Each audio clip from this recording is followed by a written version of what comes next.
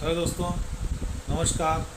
ओम नमः शिवाय चैनल में आपका स्वागत है। दोस्तों, ईश्वर अपन अगर किसी मनुष्य से मिलता है तो किस प्रकार से मिलता है, कैसे मिलता है?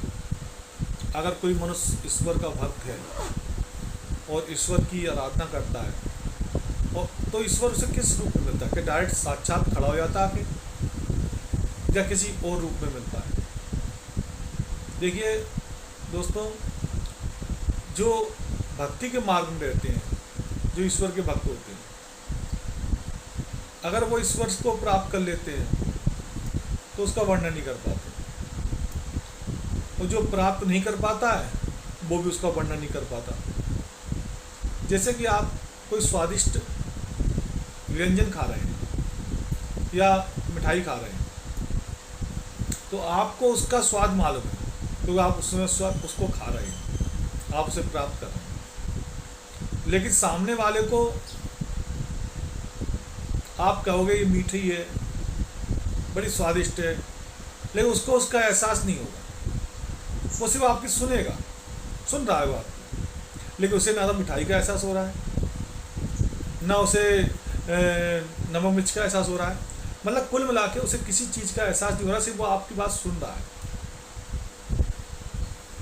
अब चूंकि वो उसका उपयोग नहीं कर रहा है, सिर्फ सुन रहा है, तो वो आपका विश्वास नहीं कर रहा है। उसके दोनों ऑप्शन खुले हुए हैं, वो विश्वास करे या ना करे। विश्वास करेगा तो वो भी उसको टेस्ट करने का प्रयास करेगा कि भाई हमें टेस्ट कराओ, या विश्वास नहीं करेगा और ठीक है यार चलो। तो क्या है, ये ईश्वर भक्ति है। जो ईश्वर को प्राप्त कर लेते हैं, अगर वही कहें कि ईश्वर ऐसा दिखता है, इस प्रकार से होता है, तो नास्तिक जो लोग हैं वो कहेंगे अरे यार दिखाओ लाके, कहाँ ईश्वर, कैसा ईश्वर। और कुछ लोग उसका विश्वास कर लेंगे तो उसकी भक्ति मार्ग में चल निकलेंगे। और जैसे साधु संत कोई बात कहते हैं, ज्ञान की बात कहते हैं कि भाई ईश्वर इस तरह से है, ऐसा दिखता है, स्वर्ग ये है, नरक ये है। कोई साधु संत जो लिखी हुई बात कहता है। अब लिखी हुई बातें कोई है तो वो साधारणतः कई ऋषियों मुनियों ने बड़ी तपस्या से लिखी होगी, तपस्या करके तप करके लिखी होगी। उन्होंने उस ईश्वर का साक्षात्कार किया होगा, तब जाके उन्होंने इतने ग्रंथों का अध्ययन करके और इतने तप करके इतने सारे ग्रंथ लिखे। अब आप या तो उनकी बातों को माने और उस तरफ आगे बढ़े, या ना मानते हुए अपने अलग रास्ते पर चले जाए। तो ये जो ईश्वर, अब ईश्वर मिलता कैसे मिल जाता है ईश्वर, किस प्रकार से मिलता है? देखिए, साक्षात ईश्वर तो सामने किसी के नहीं आता,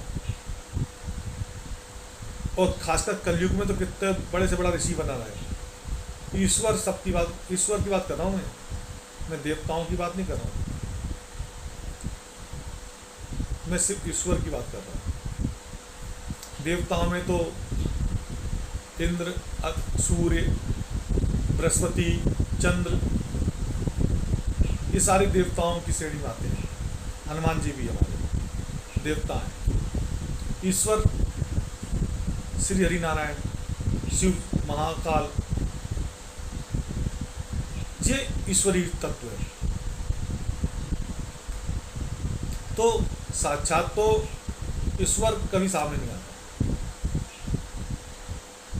वो कैसे आता है? ईश्वर कभी भी आप देखना, चाहे वो ईश्वर का भक्त होगा या नहीं होगा, लेकिन तो भी स्वप्न कभी न कभी उसके जीवन में ऐसे आए होंगे जब वो ईश्वर का साक्षात्कार करता है। क्योंकि अगर वो जरूरी नहीं है वो इस जन्म में भक्त नहीं है तो किसी जन्म में भक्त रहा नहीं होगा, वो कभी ना कभी तो भक्त रहा होगा, किसी रूप में तो भक्त रहा होगा। तो ईश्वर का साक्षात्कार को इस जीवन में एक व्यक्ति को ईश्वर का साक्षात्कार होता है स्वप्न के माध्यम से। विश्वास करे या नहीं करे वो अलग मैटर है, लेकिन ईश्वर उसको अपनी उपस्थिति दिखाता है, क्योंकि हर आत्मा में परमात्मा का वास है। तो ईश्वर की भी अनुभूति होती है। अब साक्षात ईश्वर आपके सामने क्यों नहीं आएगा, क्यों नहीं आता? इसका उदाहरण देख लीजिए आप। कांगभूषण जी घोर तप किया, 84 लाख योनियां भोगी, लोमों से इसी से भी श्राप ले लिया, लेकिन ईश्वर सामने साक्षात नहीं आया। लोमर जी ने निर्गुण ब्रह्म की उपासना का रास्ता बताया, लेकिन श्राप के बाद, श्राप जब हो गया, आकाशवाणी हो गई, तब उन्हें सगुण राम के दर्शन के लिए मंत्र दिया। तो देखिए, सगुण राम मंत्र दिया, कामभूषण जी ने सगुण राम मंत्र का जाप किया, राम भगवान सामने तो खड़े होके नहीं आए। कामभूषण जी को बेक में जाना पड़ा, कामभूषण जी को कलयुग से वेक में त्रेता में जाना पड़ा, त्रेता युग में जाना पड़ा। और वहाँ बालक रूप में जब राम खेल रहे हैं, राम भगवान खेल रहे हैं बालक में, वहाँ जाके उनके दर्शन हुए। यानी कि यहाँ पर कलयुग में भगवान सामने खड़े होके नहीं आए कामभूषण जी के सामने, उन्हें खुद वेक में जाना पड़ा। और कामभूषण ने ये बात अपने गरुड़ जी को अपने अनुभव के बारे में बताया भी। इसे कहते हैं टाइम टेबल्स। टाइम टेबल्स होता है, आगे पीछे कहीं भी जा सकता है व्यक्ति। देखिए, आप बात समझिए, ये 2026 चल रही है आपके लिए, हमारे लिए, आपके लिए हमारे लिए 2026 चल रही है ना। और अपन नहीं रहें तो 2026 है, फिर तो अपन आत्मा रूप है। 2026 भी हो सकते हैं और कलयुग के प्रारंभ भी हो सकता है, कलयुग के अंत भी हो सकता है, कहीं भी आ सकते हैं हम। यानी कि भगवान ईश्वर अपन को कहीं भी आ सकता है। 2026 सिर्फ अपने लिए है कि अपन इस समय सशरीर भौतिक शरीर में है, इसलिए अपन 2026 है। जब तक भौतिक शरीर में है तब तक इन सब का इनका महत्व है। शरीर से बाहर तो फिर तो वे टाइम टेबल्स के आधार पे जहाँ भी अपने कर्मों का और अपने प्रारब्ध का भोग लिखा होगा, अपन को वहाँ भेज दिया जाएगा। जैसे कोई व्यक्ति अभी एसी में बैठा हो, कार में बैठा हो, अटैक आ जाए, खत्म हो गया, खत्म हो गया, ठीक। उसके कर्म अच्छे नहीं थे, वो भोग विलास का ज़्यादा शौकीन था, एकदम उसकी आंख खुली, बैलगाड़ी चल रही है, उसे 100 साल पीछे या 5 साल पीछे जन्म मिल गया। भाई, आपके लिए ये जब तक भौतिक शरीर है तब तक समय आगे चल रहा है। आप शरीर से अलग हुए फिर ये पूरा शून्य ब्रह्मांड है ना पूरा। 2026 तो सिर्फ शरीर के लिए है ना, भौतिक शरीर के लिए। हमारी चेतना इस समय 2026 में खुली है, चल रही है, लेकिन हम नहीं रहेंगे तो 2026 खत्म हमारे लिए। और दुनिया की चलती रहेगा, लेकिन हमारे 2026 खत्म है। फिर हम आगे भी जा सकते हैं, पीछे भी जा सकते हैं, हमारे कर्मों प्रारब्ध के अनुसार। ऐसा नहीं है कि आप 2026 खत्म हुए अब 2030 में जाके जन्म लेंगे, 2035 में जाके जन्म लेंगे। आप बेक में 2000 ईसा के 2000 वर्ष पूर्व भी जन्म ले सकते हो, यानी कि 2000 ईसा पूर्व भी जन्म ले सकते हो। ऐसा नहीं है कि आपका जन्म अब आगे होगा, पीछे नहीं होगा।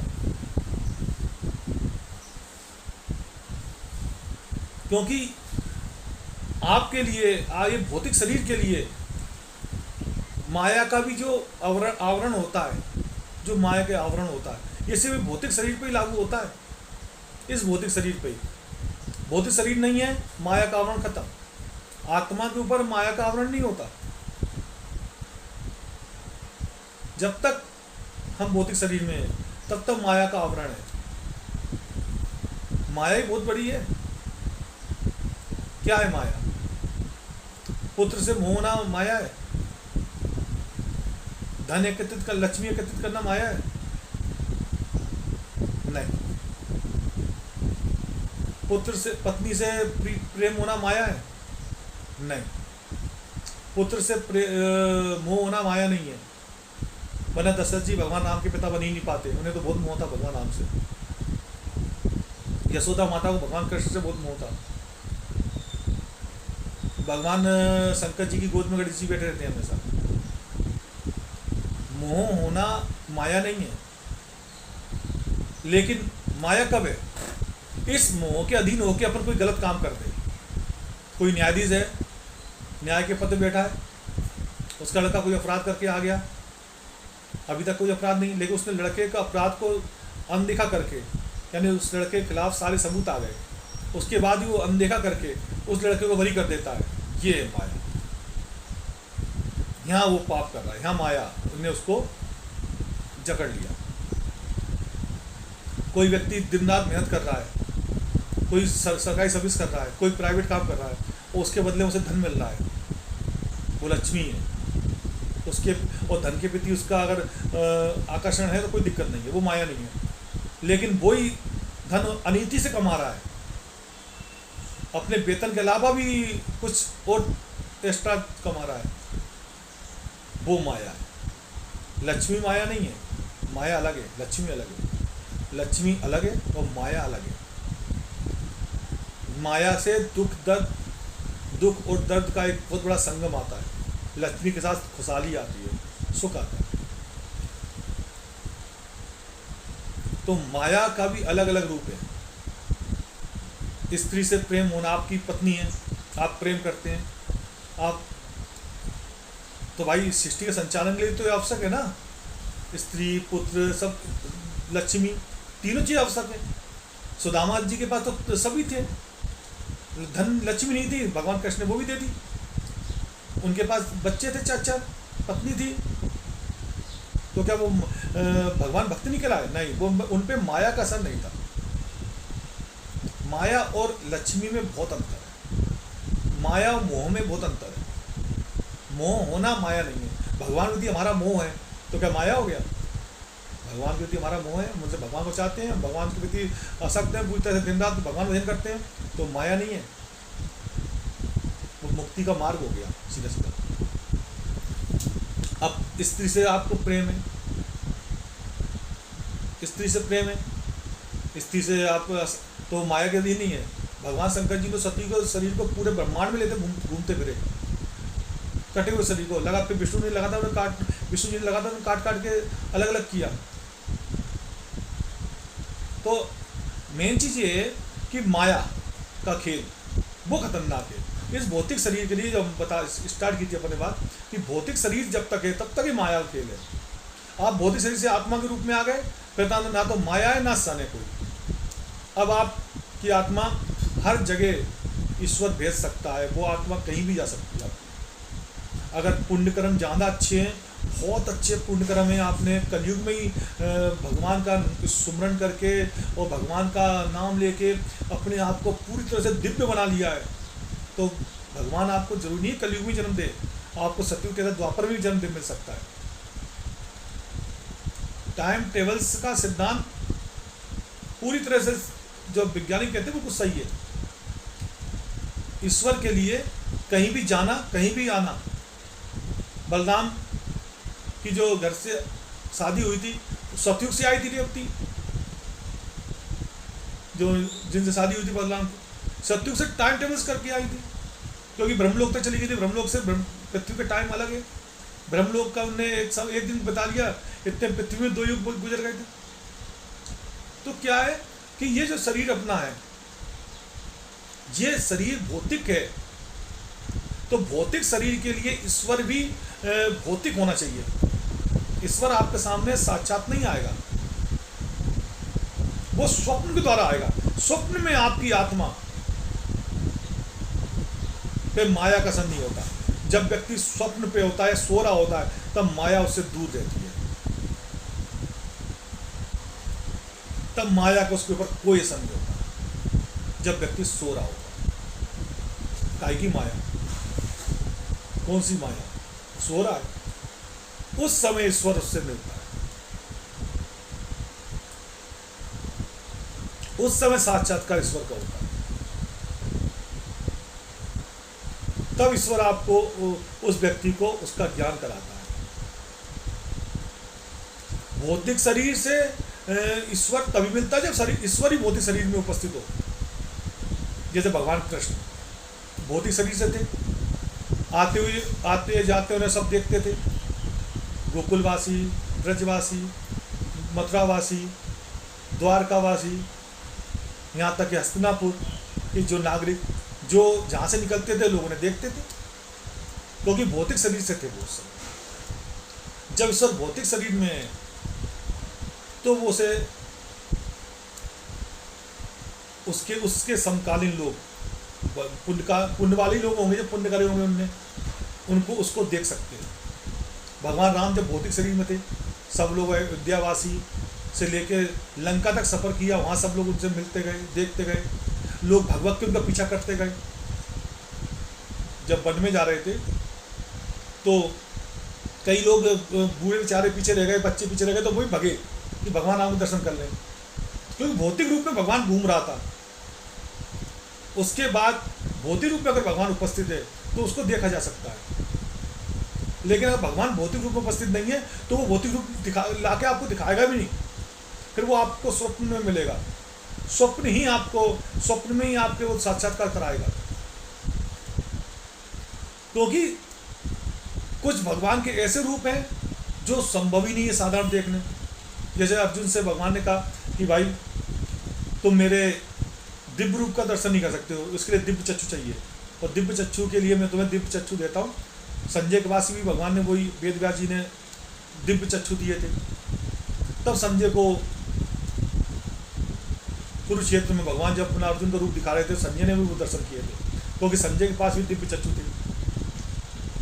तो अर्जुन जैसा जो नर नारायण का एक रूप है साथ में, वो भी भगवान का उस दिव्य रूप को उन साधारण आंखों से नहीं देख सकता था, लेकिन भौतिक स्वरूप को देख सकता है। जो भगवान भौतिक रूप से भगवान ने जो नर रूप में जो अवतार लिया था उसको देख सकता था, उसके साथ उनके साथ था हर समय साथ। लेकिन अपन आज अपनी बात करो, कलयुग के प्राणी की बात करो, अभी तो भगवान को अपन भौतिक रूप में नहीं दे सकते, क्योंकि अभी भगवान ने अवतार ही नहीं लिया।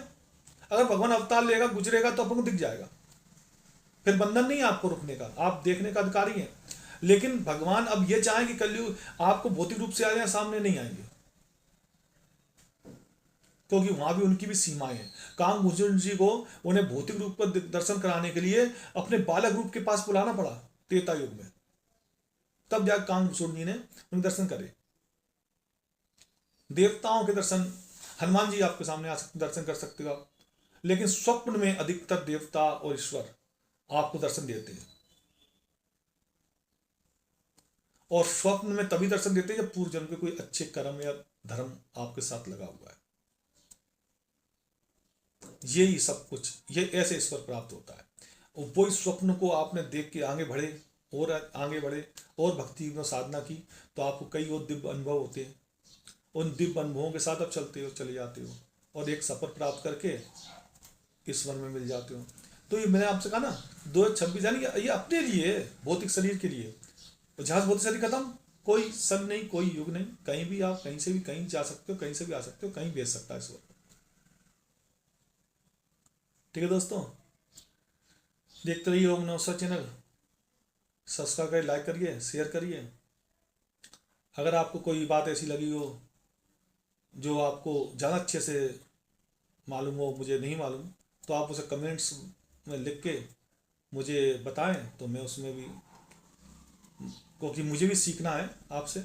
आप लोगों के पास अथाह ज्ञान है, हर मनुष्य की आत्मा में परमात्मा का वास है, तो कौन सा मनुष्य कितना ज्ञानी है कोई पता नहीं है आपके पास। हम तो बहुत छोटे से ज्ञानी हैं, छोटे से मतलब बहुत छोटे हैं, कोई हम तो लगा सीखने को बैठे हैं। अगर आपको अच्छी बात लगती है और आपको लगता है कि हाँ नहीं ये बात थोड़ी सही नहीं, ये बात सही है, तो आप लिखें कमेंट्स में, हम उसमें भी सुधार करेंगे, संशोधन करेंगे। ये सारे एक अनुभव हैं। जैसे कोई व्यक्ति बीएससी या बीए करता है, फिर एमए करता है, फिर पीएचडी करता है, कई डिग्रियां हैं आगे तक की। और कई ऐसे गांव में गुणी लोग होते हैं जो ना बीए गए ना एमए गए, लेकिन उन्हें गुण बहुत होता है, उन्हें अनुभव बहुत होता है। वो बताते थे लाला वर्षा कब होगी, फसल में क्या चाहिए, क्या डालना है। अनुभव बहुत बड़ी चीज़ होती है। तो दोस्तों, अगर कोई आपको लगता है शिक्षा देने योग्य बात कि शिक्षा दी जाए, तो आप उसे कमेंट्स बॉक्स में लिख के शिक्षा दे सकते हैं। वो शिक्षा को ग्रहण करूँगा, आपके अनुभव को ग्रहण करूँगा, ठीक है दोस्तों, नमस्कार।